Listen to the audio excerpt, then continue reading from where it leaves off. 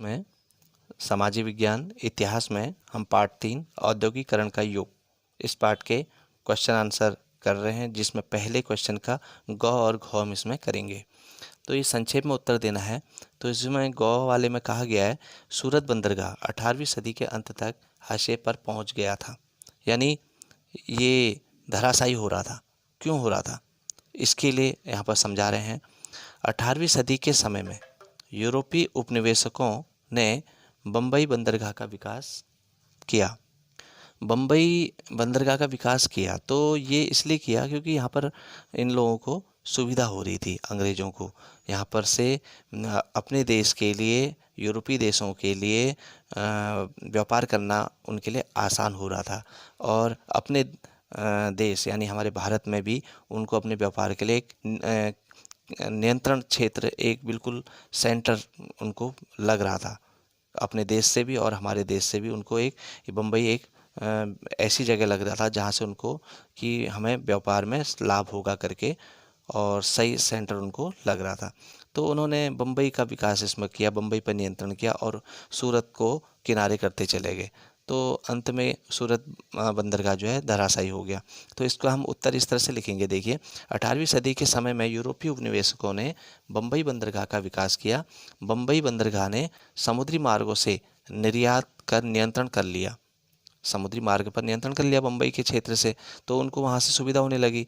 तो उपनिवेशक सूरत बंदरगाह का इसके लिए उपयोग नहीं करना चाहते थे।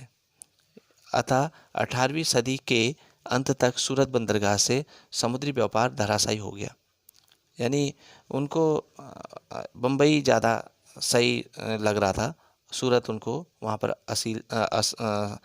असजीला सा लग रहा था। तो उन लोगों ने बम्बई को ही इस तरफ ध्यान दिया और बम्बई जो बंदरगाह है वो विकसित होता चला गया और सूरत बंदरगाह कमज़ोर पड़ गया। अगला जो क्वेश्चन है, ईस्ट इंडिया कंपनी ने भारत में बुनकरों पर निगरानी रखने के लिए गुमास्तों को नियुक्त किया।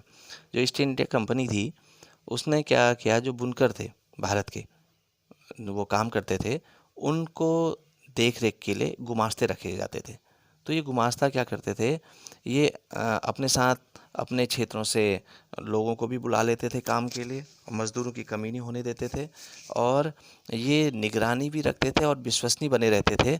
और जो ये अंग्रेज़ थे ये अपने देशों में तो अपने इस व्यापार को, कपड़े का जो व्यापार था उनका, बुनकरों का, तो उनसे जो कपड़ा है वो अपने देश में तो पकड़ बनाए रखना चाहते थे और भारत में भी पकड़ बनाए रखना चाहते थे। तो इस चीज़ को बैलेंस बनाने के लिए गुमास्तों को रखते थे, संतुलन बनाने के लिए।